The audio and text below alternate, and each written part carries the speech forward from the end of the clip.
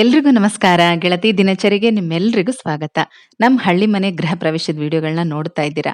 ಇದು ಹಿಂದಿನ ದಿನ ರಾತ್ರಿ ಯಾವೆಲ್ಲ ಪೂಜೆಗಳಿರುತ್ತೆ ಅದ್ರ ವಿಡಿಯೋನ ಶೇರ್ ಮಾಡ್ತಾ ಇದ್ದೀನಿ. ಕೆಲವ್ರು ಏನಾದ್ರೂ ಗೃಹ ಪ್ರವೇಶಗಳನ್ನ ಇಟ್ಕೊಂಡಿದ್ರೆ ನಿಮಗೆ ಖಂಡಿತ ಒಳ್ಳೆ ಮಾಹಿತಿ ಅಂತೂ ಸಿಕ್ಕೇ ಸಿಗುತ್ತೆ. ಕೆಲವೊಂದಷ್ಟು ಹೊಸ ಪಾತ್ರೆಗಳನ್ನ ತರೋದಕ್ಕೆ ಹೇಳಿದ್ರು. ಅದು ಯಾವ್ಯಾವ್ದಕ್ಕೆಲ್ಲ ಉಪಯೋಗಿಸ್ತಾರೆ, ಆಮೇಲೆ ಅದನ್ನ ಏನ್ ಮಾಡ್ಬೇಕು ಅದೆಲ್ಲನೂ ಕೂಡ ಈ ವಿಡಿಯೋದಲ್ಲಿ ಹೇಳ್ತಾ ಇದ್ದೀನಿ.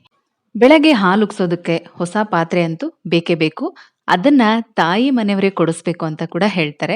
ಹಾಗೆ ದೇವ್ರ ಮನೇಲಿ ಹಚ್ಚುವಂತ ದೀಪ, ದೇವ್ರ ಫೋಟೋ ಇದೆಲ್ಲನೂ ಕೂಡ ತಾಯಿ ಮನೆಯವರೇ ಕೊಡಿಸ್ಬೇಕಂತೆ. ಮತ್ತೆ ಬಲಿಯನ್ನ ಮಾಡ್ತಾರೆ ನೋಡಿ, ಅದಕ್ಕೂ ಕೂಡ ಅಷ್ಟೇ ಹೊಸ ಪಾತ್ರೆನೇ ಬೇಕು.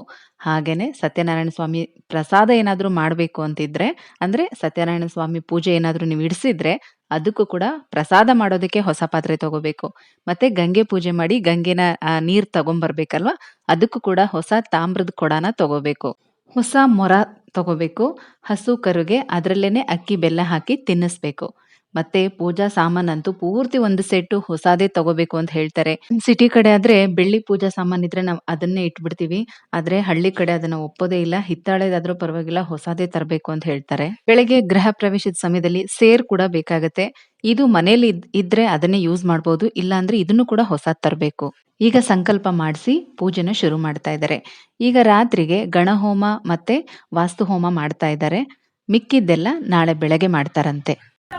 ವಿಕೃತನಾಮ ಸಂವತ್ಸರೆ ನಂತರತು ಆದಿತ್ಯ ಚತುರ್ಥದಿತೋ ಪಂಚಮಿ ಶುಕ್ಲಪಕ್ಷೆ ಉತ್ತರವಾರ ನಕ್ಷತ್ರ. ಹೋಮ ಎಲ್ಲ ಮುಗಿಸ್ಬಿಟ್ರು. ಒಂದು ಅರ್ಧ ಗಂಟೆ ಮಾಡಿದ್ರು ಅಷ್ಟೇನೆ. ಈಗ ಇಲ್ಲಿ ಬಲಿ ಅನ್ನನ ಹಾಕೋದಕ್ಕೆ ಬಂದಿದ್ದಾರೆ ಹೊರಗಡೆ. ಸಿಟಿ ಕಡೆ ಇದನ್ನ ಬೆಳಗ್ಗೆ ಹೊತ್ತೆ ಮಾಡ್ತಾರೆ. ಅಂದ್ರೆ ಬೆಳಗ್ಗೆ ಗೃಹ ಪ್ರವೇಶದ ಪೂಜೆ ಎಲ್ಲ ಆದ್ಮೇಲೆ ಇದನ್ನ ಮಾಡಿ ಆಮೇಲೆ ಸತ್ಯನಾರಾಯಣ ಸ್ವಾಮಿ ಪೂಜೆನ ಮಾಡ್ತಾರೆ. ಆದ್ರೆ ಇಲ್ಲಿ ಹಳ್ಳಿ ಕಡೆ ರಾತ್ರಿ ಹೊತ್ತೇ ಮಾಡ್ಬಿಡ್ತಾರೆ. ಇದು ರಾತ್ರಿ ಹೊತ್ತು ಮಾಡೋದೇನೆ ತುಂಬಾ ಒಳ್ಳೇದು. ನೋಡಿ ಇದಕ್ಕೆ ಏನೆಲ್ಲ ರೆಡಿ ಮಾಡ್ಸಿದ್ರು ಗೊತ್ತಾ? 10 ಬಾಳೆ ಎಲೆ ಇಡ್ಸಿದ್ರು. ಮತ್ತೆ ಈ ಅನ್ನ ಮಾಡೋದಕ್ಕೂ ಕೂಡ ಹೊಸ ಪಾತ್ರೆನೇ ತರಿಸಿದ್ದಾರೆ. ಸುಮಾರು ಒಂದು 2 ಕೆಜಿ ಅನ್ನ ಆಗೋವಂತ ಪಾತ್ರೆನ ತರಿಸ್ಕೊಂಡಿದ್ದಾರೆ. ಅದಕ್ಕೆ ಪ್ಲೇಟು ಮತ್ತೆ ಅನ್ನದ ಕೈ ಎಲ್ಲಾನು ಹೊಸದೇನೆ. ಅನ್ನ ಮಾಡಿಸಿ ಅದನ್ನ 8 ಗುಡ್ಡೆಗಳ ತರ ಹಾಕ್ಬೇಕು. ಮತ್ತೆ ಮಧ್ಯದಲ್ಲಿ 2 ಪಿತೃಗಳಿಗೆ ಮತ್ತೆ ಅಷ್ಟ ದಿಕ್ಪಾಲಕರಿಗೆ. ಕೆಲವು ಸಲ ಮನೆ ಸುತ್ತ ಜಾಗ ಇದ್ರೆ ಮನೆ ಸುತ್ತನೂ ಚಿಕ್ಕ ಚಿಕ್ಕ ಬಾಳೆ ಎಲೆನ ಕಟ್ ಮಾಡಿ ಅದರಲ್ಲಿ ಇಡಿಸ್ತಾರೆ. ಮತ್ತೆ ಮಧ್ಯದಲ್ಲಿ ಒಂದು ಮನೆ ಮುಂದೆಗಡೆ ಒಂದು ಎಲೆನಲ್ಲಿ ಹಾಕ್ತಾರೆ.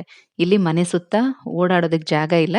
ಹಾಗಾಗಿ ಮನೆ ಮುಂದೆನೆ 8 ಎಲೆ, ಮಧ್ಯದಲ್ಲಿ 2 ಪಿತೃಗಳಿಗೆ ಅಂತ ಹೇಳಿ ಈ ತರ 10 ಎಲೆಗಳನ್ನ ಜೋಡಿಸಿ ಹಾಕ್ತಾ ಇದ್ದಾರೆ. ಮತ್ತೆ ಇದ್ರ ಮೇಲೆ ತಾಂಬೂಲಗಳು ಕೂಡ ಅಷ್ಟೇನೆ 10 ತಾಂಬೂಲ ಇಡಬೇಕು.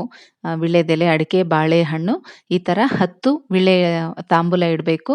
ಜೊತೆಗೆ ನಿಂಬೆ ಹಣ್ಣು ಅದನ್ನು ಕೂಡ ಕಟ್ ಮಾಡಿಸಿ 10 ಹೋಳು ಮಾಡಿಸಿ ಅದಕ್ಕೆ ಅರಿಶಿನ ಕುಂಕುಮ ಎಲ್ಲ ಹಚ್ಚಿ ಅದ್ರ ಮೇಲೆ ಇಡಿಸಿದ್ರು. ಬಲಿಯನ್ನ ಎಲ್ಲ ಬಡಿಸಿ ಆದ್ಮೇಲೆ ಅದ್ರ ಮೇಲೆ ಮೊಸರು ಹಾಕಿ ಆಮೇಲೆ ಅದ್ರ ಮೇಲೆ ನಿಂಬೆ ಹಣ್ಣನ್ನ ಇಡಿಸಿ ಅದ್ರ ಜೊತೆಗೆ ತಾಂಬೂಲ ಕೂಡ ಇಡಿಸಿದ್ರು. ಆಮೇಲೆ ಮನೆಯವರ ಕೈಲೇನೆ ಪೂಜೆ ಮಾಡಿಸಿದ್ರು. ಯಾರು ಮನೆ ಯಜಮಾನ್ರು ಇರ್ತಾರಲ್ಲ, ಪೂಜೆಗೆ ಕೂತ್ಕೊಂಡಿರ್ತಾರಲ್ಲ ದಂಪತಿಗಳು, ಅವರೇ ಇದನ್ನೆಲ್ಲ ಮಾಡಬೇಕು. ಪುರೋಹಿತರು ಸ್ವಲ್ಪ ಬೇಗ ಬಂದಿದ್ರೆ 9, 9:30 ಒಳಗಡೆ ಈ ಕೆಲಸ ಎಲ್ಲ ಮುಗಿಬೇಕಿತ್ತು. ಅವ್ರು ಬಂದಿದ್ದೇ ತುಂಬಾ ಲೇಟು. 8 ಗಂಟೆ ಮೇಲೆ ಅವ್ರು ಬಂದಿದ್ದು. ಯಾಕಂದ್ರೆ ಆ ದಿನ ಮುಹೂರ್ತದ ದಿನ.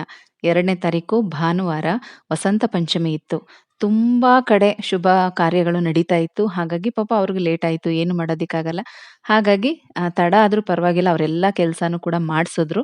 ಈ ಒಂದು ಪೂಜೆ ಮಾಡೋ ಅಷ್ಟೊತ್ತಿಗೆ ರಾತ್ರಿ 10:30 ಆಗ್ಬಿಟ್ಟಿತ್ತು. ಅಲ್ಲಿ ತನಕ ಅವರಿಬ್ರುನು ಉಪವಾಸನೇ ಇದ್ದಾರೆ, ಊಟ ಮಾಡಿಲ್ಲ. ನೋಡಿ ಈ ತರ ಮೊಸರೆಲ್ಲ ಹಾಕಿ ಅಲ್ಲಿ ತಾಂಬೂಲ ಎಲ್ಲ ಇಟ್ಟಿದ್ದಾರೆ. ಅದ್ರ ಮೇಲೆ ನಿಂಬೆ ಹಣ್ಣನ್ನ ಇಟ್ಟು ಕರ್ಪೂರ ಎಲ್ಲ ಹಚ್ಚಿ ಪೂಜೆ ಮಾಡಿಸಿ ಒಂದು ತೆಂಗಿನಕಾಯಿಯನ್ನ ದೃಷ್ಟಿ ತೆಗೆದು ಈಡ್ಗಾಯಿ ಓಡಿಸಿ ಅಲ್ಲಿಗೆ ಈ ಪೂಜೆ ಮುಕ್ತಾಯ ಆಗುತ್ತೆ. ಮತ್ತೆ ರಾತ್ರಿ ಒಂದು 2 ಗಂಟೆ ಅಥವಾ 3 ಗಂಟೆ ಕಳೆದ್ಮೇಲೆ ಇದನ್ನೆಲ್ಲ ತೆಗಿಬೇಕು.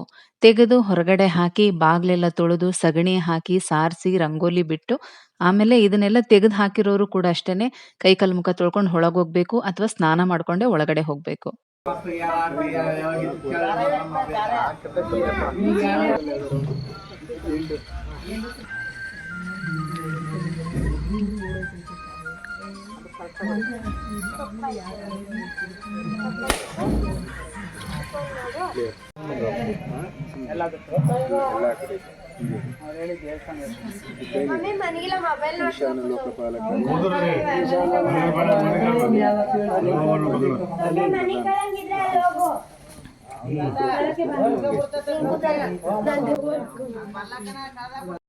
ಈಗ ರಾತ್ರಿ ಮಾಡುವಂಥ ಪೂಜೆಗಳು ಮುಗ್ದಿದೆ. ಮಿಕ್ಕಿದ್ದು ಬೆಳಗ್ಗೆ ಮಾಡ್ಕೊಳ್ಳೋಣ, ಹೋಗಿ ಊಟ ಮಾಡಿ ಅಂತ ಹೇಳಿ, ಕೈಕಾಲು ತೊಳ್ಕೊಂಡು ಹೋಗಿ ಊಟ ಮಾಡಿ ಅಂತ ಹೇಳಿ ಅವ್ರನ್ನ ಕಳಿಸಿದ್ರು. ಪುರೋಹಿತರು ಈಗ ಮತ್ತೆ ಅವರು ಅಲಂಕಾರ ಮಾಡೋದಕ್ಕೆ ಶುರು ಮಾಡಿದ್ದಾರೆ. ಮತ್ತಿನ್ನೊಂದೇನಂದ್ರೆ ನಮ್ಗೆ ಸಿಟಿ ಕಡೆ ಮನೆಗಳಲ್ಲಾದ್ರೆ ಕುಬೇರ ಮೂಲೆನಲ್ಲಿ ಅಂದ್ರೆ ಆ ಮೂಲೆನಲ್ಲಿ ರೂಮ್ ಬಂದಿರುತ್ತೆ. ಬೆಡ್‌ರೂಮ್, ಮಾಸ್ಟರ್ ಬೆಡ್‌ರೂಮ್ ಬರುತ್ತೆ. ಅಲ್ಲಿ ವಾಸ್ತು ರಂಗೋಲಿಗಳನ್ನ ಹಾಕ್ತಾರೆ. ಕುಬೇರ ಮಂಡಲ, ಲಕ್ಷ್ಮೀ ಮಂಡಲ, ಮತ್ತೆ ಇನ್ನೊಂದೇನೋ ಹೇಳ್ತಾರೆ ಸುದರ್ಶನ ಮಂಡಲ ಈ ತರದ್ದು. ಮನೆಗೆ ಒಂದು ವಾಸ್ತು ದೋಷ ಏನಾದ್ರೂ ಇದ್ರೂ ಅದರ ನಿವಾರಣೆಗೆ, ಮತ್ತೆ ಸುದರ್ಶನ ಹೋಮ ಮಾಡ್ತಾರಲ್ವಾ? ಹಾಗಾಗಿ ಸುದರ್ಶನ ಚಕ್ರವನ್ನ ಬಿಡಿಸಿರ್ತಾರೆ. ಈ ತರದ್ದು ಮಂಡಲದ ರಂಗೋಲಿಗಳನ್ನ ಹಾಕ್ತಾರೆ. ಆದ್ರೆ ಇವ್ರು ಏನು ಹಾಕ್ಲೇ ಇಲ್ಲ. ನಾನು ಕೂಡ ಕೇಳ್ತಾ ಇದ್ದೀನಿ. ಹಳ್ಳಿ ಕಡೆ ಅದೆಲ್ಲ ಏನಿಲ್ಲ ಅಂತ ಹೇಳ್ತಾರೆ. ತೀರಾ ಜಾಸ್ತಿ ಅವ್ರಿಗೇನು ಹೇಳೋದಕ್ಕೂ ಆಗಲ್ಲ ಅಲ್ವಾ ನಾವು. ಹಾಗಾಗಿ ಅವ್ರು ಹೇಗ್ ಮಾಡ್ತಾರೋ ಮಾಡ್ಲಿ ಅಂತ ನಾವು ಯಾರು ಏನು ಕೇಳಕ್ ಹೋಗ್ಲಿಲ್ಲ. ಸುಮ್ನೆ ಆದ್ವಿ. ಆದ್ರೆ ತುಂಬಾ ಚೆನ್ನಾಗ್ ಮಾಡಿದ್ರು. ಬೆಳಗ್ಗೆ ಸತ್ಯನಾರಾಯಣ ಸ್ವಾಮಿ ಪೂಜೆ ಆಗಿರ್ಬಹುದು, ಹೋಮಗಳಾಗಿರಬಹುದು ತುಂಬಾನೇ ಚೆನ್ನಾಗ್ ಮಾಡಿದ್ರು. ಅದ್ರ ಜೊತೆಗೆ ಈ ಹಳ್ಳಿ ಕಡೆ ಮುಹೂರ್ತದ ಕಂಬ ಅಂತ ನಿಲ್ಲಿಸ್ತಾರೆ. ಅದ್ರ ಬಗ್ಗೆ ಕೂಡ ನಾನು ನಿಮಗೆ ಮುಂದಿನ ವಿಡಿಯೋದಲ್ಲಿ ಮಾಹಿತಿಯನ್ನ ಕೊಡಿಸ್ತೀನಿ.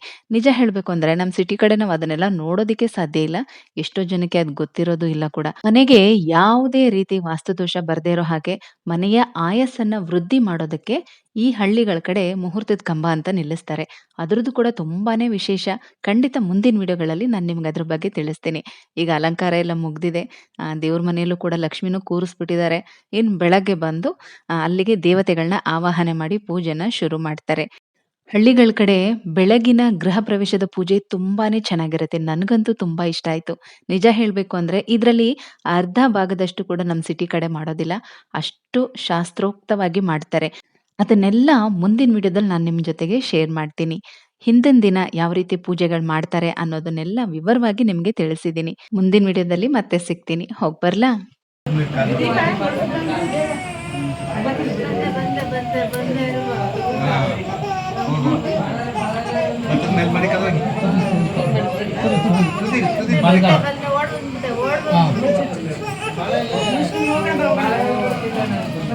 ಮಡುಗು ಮಡುಗು